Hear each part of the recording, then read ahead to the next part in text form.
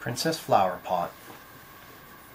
Once upon a time, in the countryside near Osaka, there lived a very beautiful and sweet-natured little girl. Growing up on her father's big estate, she had always been a carefree, playful, and happy child. Recently, however, her days were filled with sadness and worry. Her mother, whom she loved more than anyone in the world, had suddenly become very, very sick. One night, the little girl went to her mother's bedside and said, "Mama, when are you going to get better?" "You mustn't worry about me," replied the gentle lady. "I may have to leave you soon, but I'll be going to a wonderful place, and someday we'll be together again."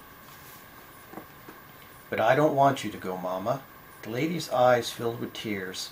"Who will look after my little girl when I'm gone?" she thought. Later, as she lay in bed, unable to sleep, she decided to ask Cannon, the goddess of mercy, for help. "Cannon," she prayed, "I'm not afraid to die, but if I do, what will become of my little girl? How can I be certain no harm will come to her?"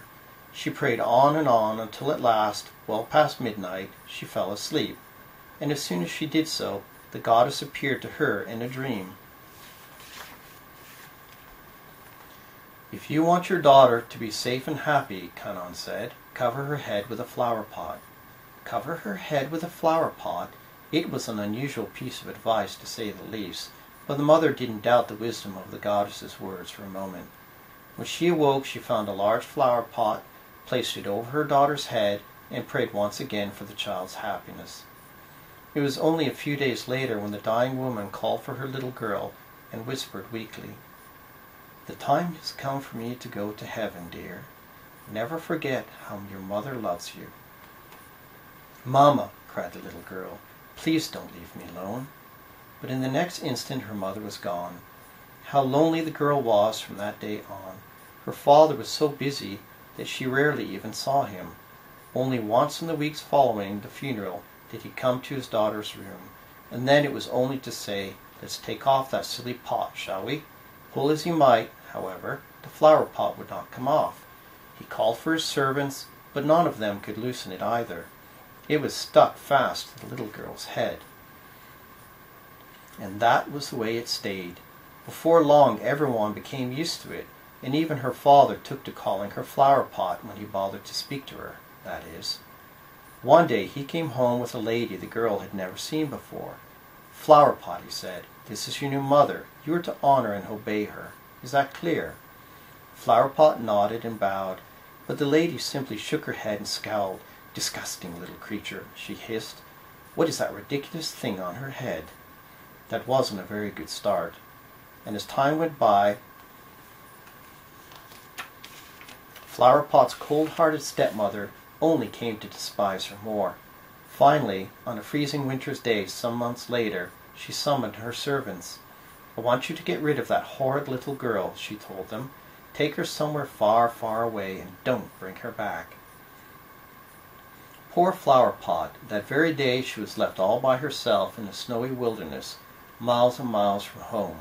From then on she had to wander through the countryside, penniless and alone, and having that pot stuck to her head didn't help. Wherever she went, mean little children teased her, and older people pointed and laughed. "Ha ha, what's that, a walking flower pot? Ha ha!"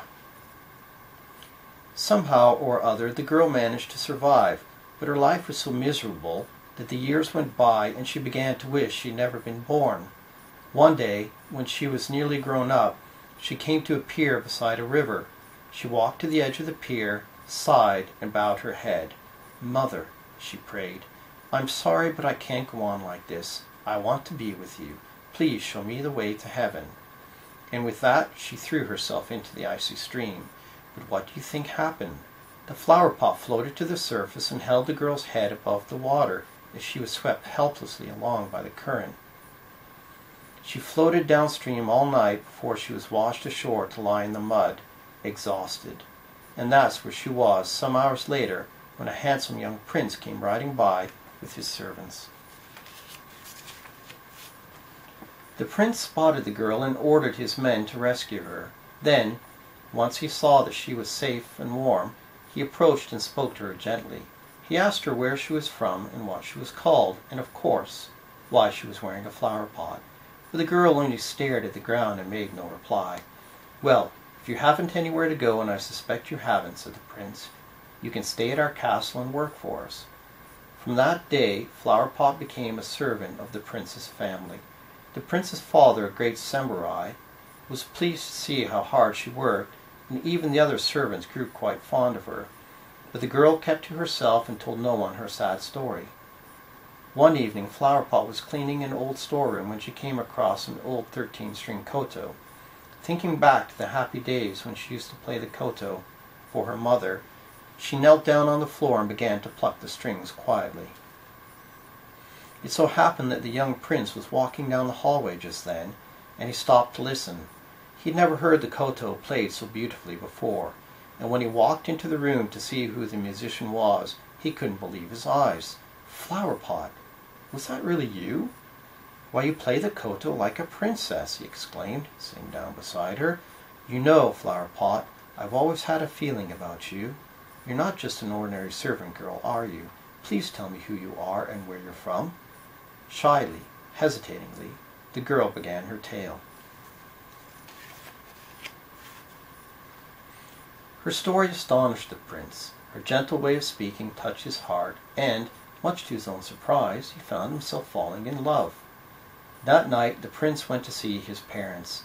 "Mother, father," he announced, "I've decided to marry." "Why, that's wonderful, son. I'm sure we can arrange a splendid match for you." "That won't be necessary. I'm going to marry the girl I found by the river." "What?" The servant, who happened to overhear this, rushed to Flowerpot to tell her the news. "The prince," she gasped, "the prince wants to marry me?" Surely, she thought, it must be a mistake, or a cruel joke. Who would want a bride with a flower pot stuck to her head? Later, as she strolled through the garden deep in thought, Flowerpot heard voices coming from the house. "Over my dead body," the prince's father was shouting. "I'll never allow you to marry such a girl." "Please think it over, son," came his mother's voice. "There are so many nice young ladies for you to choose from." But the prince insisted he would marry no one but Flowerpot. "Then you won't marry anyone at all," roared his father, growing angrier by the moment. When Flowerpot realized how upset the prince's parents were, she felt it was all her fault and decided to leave the castle forever. "He feels sorry for me, that's all," she thought. "Soon he'll forget I ever existed." But as Flowerpot stole through the garden toward the front gate, the prince stepped outside and spotted her. "Where are you going?" he cried, hurrying down the steps from the porch. "You mustn't leave. You're all I want in this world." The prince ran to Flowerpot and caught her by the hand. But his father came running down the steps after him. "I told you I'd have no more of this nonsense," he yelled at his son. "If you won't forget the wench, then, by heaven, I'll have her head." And with that he drew his long sharp sword and stepped toward the girl. "No, father. Get out of my way, boy." The father pushed his son aside and raised his sword high over his head. That's when it happened.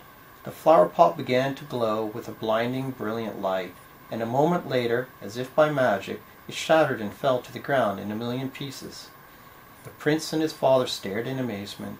The flower pot no one had been able to budge was suddenly gone, and now for the first time they saw the girl's face. "Flower pot," stammered the prince. You really are a princess." His father, too, was stunned by Flower Pot's dazzling beauty. "Young lady," he said, "I owe you an apology. I can think of no one who would make a better bride for my son. Please accept his offer of marriage." So Flower Pot married her prince, and of course she lived happily ever after. And come to think of it, if it hadn't been for Canon's strange advice, none of this would ever have happened.